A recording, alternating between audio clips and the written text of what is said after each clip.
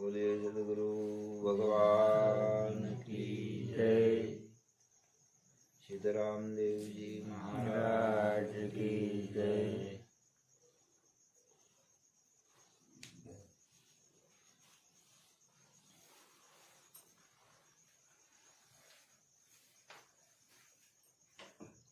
મનની વાતું આત્માની વાતું આ બધી વાતો તો આપણે સાંભળીએ છીએ, બધા કરીએ છીએ. મન બુદ્ધિ પર પરમાત્મા, મનનો હિસ્સો બાદ થઈ જાય છે.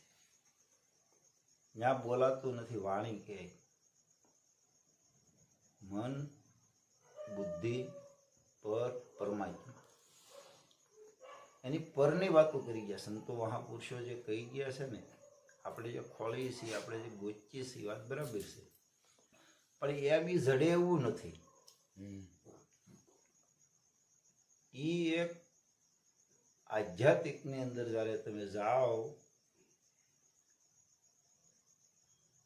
અને એની ખોજ કરો કે જે ગુરુએ જેને જેવા ગુરુ હોય, જેને જે નામદાન આપ્યું, એ નામદાન ઉપર જ તમે સતત તમારું લક્ષ્ય ત્યાં લગાડી રાખો તો એમાંથી તમને પ્રેરણા મળે. પ્રેરણા મળે પછી તમને જાણવા મળે, જાણવા મળે પછી તમે બોલી શકો કે ભાઈ હું કોણ. દરેકને ખબર છે આપણું શરીર છે, હાથ પગ નાક કાન મોઢું આંખું માથું શરીર આ બધું છે જ, પણ એની માલિપા જે વહી રહ્યો છે, જે હાલી રહ્યો છે, એની બધાને દોઢ ભાગને ગોતશે તો એ એમ જડતો નથી. આ ભાઈ બે આંખુંથી, આ બે સાંભળાની આંખું કીજો, એ બે સાંભળાની આંખોથી તમે બહુ નજર આઘી કરો તો કિલોમીટર 2 કિલોમીટર જાય ત્યાં તમને દેખાતું બંધ થઈ જાય. ઝાંઝવાના જળ હોય, આપણને એમ લાગે કે સમુદ્ર છે, પણ ત્યાં જાઓ તો પાછું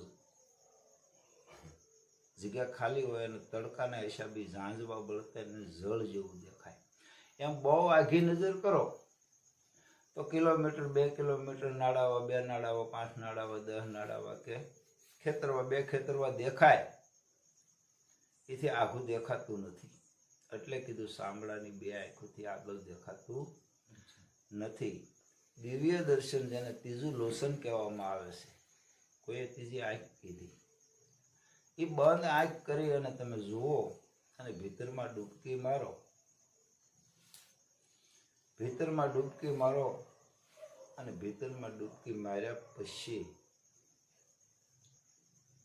તમને અનુભવ હોય તો એ હુજે બાપુ ન કરી હુજતું નથી. એટલે જીવન સાહેબે કીધું ને કે ગુરુજી મારું મમતાળું મનડું માનતું નથી, વારે વારે વાડામાં પૂરું ને તોય આઘું ભાગી જાય.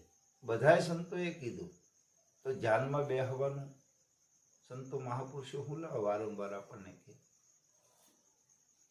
કે તમે ધ્યાનમાં બેહો એટલે તમારું શીત ન્યા લાગે.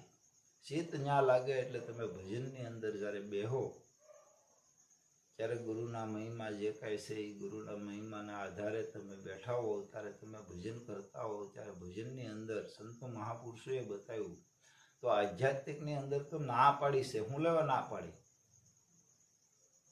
કે ભાઈ તમે એકાદ બેહો. એકાદ એટલે તમારો જે શ્વાસ હાલી રહ્યો છે એની આડે તમે દોર લગાડો, એને એકાદ કીધું. અને એ શ્વાસ જે હાલી રહ્યો છે એની હારે તમે જ્યારે દોર લગાડો ત્યારે તમારે નાભીએ સીધો શ્વાસ જવો જોઈએ, અધરો અધર નહીં.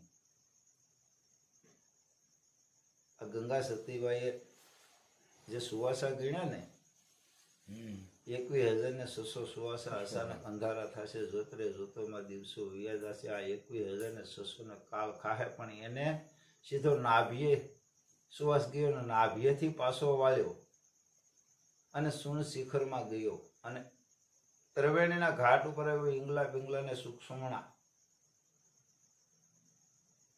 આ ઈંગલા પિંગલાને સુક્ષમણા થયા ત્રિવેણીના ઘાટ ઉપર ગયો ત્યારે ત્રીજું નેત્ર જ્યારે ખુલે ત્યારે એ શબ્દોની રચના થાય ને રચના છા પછી આપણને ખબર પડે કે હું કોણ. કબીર સાહેબ કહી ગયા, કબીર કુવા એક હે પનિહારી અને બર્તન ન્યારે ન્યારે સબ મેં પાણી એક. હે બધામાં છે આત્મા સ્વરૂપે, બધામાં છે, બધામાં સુવાસ હાલી રહ્યો છે. પશુ પક્ષીમાં, જીવ જંતુમાં, માનવ દાનવમાં, કોનામાં નથી હાલતું? ઝાડ પહાડ સાગર શીરતા દરેક જગ્યાએ પવન છે, પવન છે, ઈશ્વર છે, ને ઈશ્વર છે એ જ બધાને જીવનદાન આપી રહ્યો છે. એમાંથી જો પણ જરાય પવન આડાવડો થયો એટલે પક્ષાઘાતનો આંસકો ગણી, એમાંથી કાંઈ જરાય પણ જરાક આગળ નીકળી ગયો તો શરીર પડીને હેઠું ભોંય પથારી થઈ જાય. તો આ સુવાસોની કિંમત છે ભાઈ. बैठा सुवासा मत खो, एक सुवास में जात तीन लोग का मूल, कबीर के कहना सो कह दिया, कहाँ बजा के लाऊं ढोल. अंदर आवे जीवन से बाहर गई मृत्यु से, अंदर आवे जीवन से बाहर गई मृत्यु से માં હું તમે કોઈ ના પાડી શકવાના નથી. ત્યારે સુવાસની એટલી કિંમત છે પણ હું તમે કોઈ કિંમત કરતા નથી. કેટલા સુવાસ આપણે વ્યા જાય છે એમનું રામ ભીજા વિના.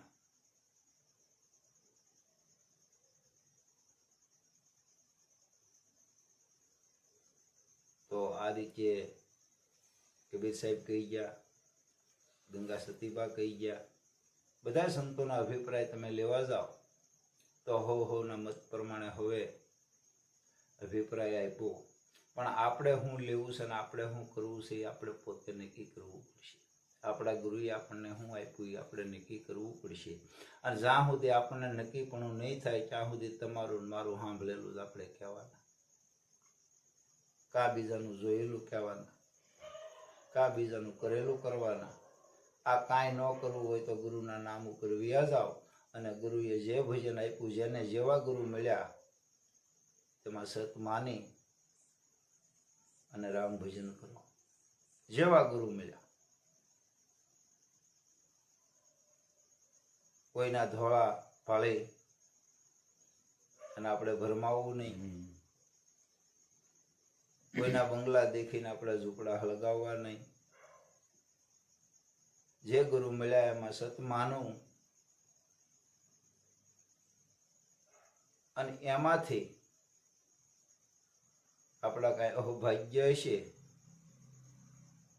તો આપણા સુકૃત કામ થાય. અને આપણા અહોભાગ્ય નહીં હોય તો તમે ઊંધે માથે થાઓ, ચેતું નાખશો તોય પણ ઊંધું પડશે. અને આપણા સુકૃત કામ થવાના હશે, અને આપણા સારા ભાગ્ય હશે, આપણું પારિજ્ય સારું બનવાનું હશે, તો તમે અવળું નાખશો તો હવળું પડશે. સારું થવું, મોડું થવું, નરહું થવું, ખરાબ થવું એ આપણે પોતાની વાત છે. બને ક્યાં સુધી કોઈનું ખોટું ન કરવું, કોઈનું ખોટું કહેવું નહીં, ખોટું થતું હોય તો અહીંયા જોવું નહીં. આવી રીતે જો જીવન જીવાય તો આ રામમય જીવન બને. તો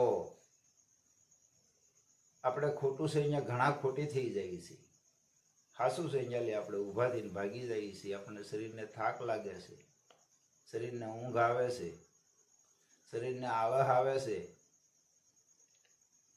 તો શરીરને આળસ આવે છે ત્યારે આપણે બીજાને પણ કહીએ કે ભાઈ હાલ આપણે હોઈ જાય. આ તો વાતું કર્યા જ કરશે. તો સંતો મહાપુરુષોનો અભિપ્રાય છે ભાઈ, મેરુ ડગે એના મનનો ડગે ભાંગી પડે બ્રહ્માંડ. તમે સ્થિરતા રાખી અને ઘડી બે ઘડી એક ઘડી આધી મેપુની આજ સાધે સંત સાધકી કોટી કોટ અપરાધ. તમે ઘડી ખમી જાઓ, થોભી જાઓ. મનને કાબુમાં લાવવા માટે સંતો મહાપુરુષો કે એક ક્ષણવાર છે, એક ક્ષણવાર ખમી જાઓ એટલે કાળ તમારો મારી અને પ્રભુ માર્ગે સડી જાય. તો પ્રભુ માર્ગે સડાવવું હોય તો ભાઈ મારે ને તમારે દરેકને ભજનની તો જરૂર છે જ. અને જ્યાં સુધી ઉરમાં ભજન નહીં આવે, ભક્તિ તો એક બાજુ રહી, સંતો મહાપુરુષો કહી જાય ને કરી જાય તો આપણથી નથી થવાનું. પણ આપણથી કોઈનું ખોટું ન થાય ને તોય આપણું જીવન ધન્ય બને. આ કળીકાળની અંદર તમે જ્યારે જુઓ તો હાય હોય ને ખોટું ખોટું ખોટું ને ખોટું. સત્ય તો જ્યાં જુઓ અહીંયા નાશ થઈ ગયેલું દેખાય. તો સત્ય છે એનો વિજય છે, અને વિજય છે એટલે આ ભજન છે. જ્યાં જુઓ અહીંયા ભજનની અંદર તમે કોઈ પણ જગ્યાએ જુઓ તો આંખની ઓળખાણ નહીં હોય ને તમે અહીંયા દર્શન દેહો એટલે તમને આવો આવો બેહો બેહો, ચા પાણી સીતારામ કરશે. અને બાજતા હશે કે કઈ નાટક રમતા હશે, ત્યાં તમે જાઓ તો ગળદા ગળદી હશે, ધક્કાબુક્કી હશે, તમને શેટા કાઢવાની કોશિશ કરતા હશે. ભજનની અંદર જાઓ ગળદી હશે તો તમને નજીક લઈ જાય. કવડો ભજનનો પ્રતાપ, આ ભજનનો પ્રતાપ ભૂલી અને આ મનો બીજે ભટકીને ઉભો રહે છે.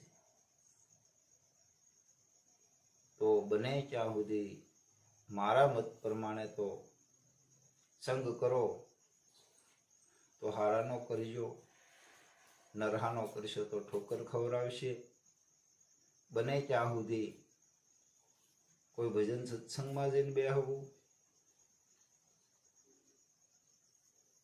આપણને કાંઈ ન આવડે તો એનું સાંભળીએ તો એ આપણું આત્માનું કલ્યાણ થતું હોય, આવું સંતોનો અભિપ્રાય છે.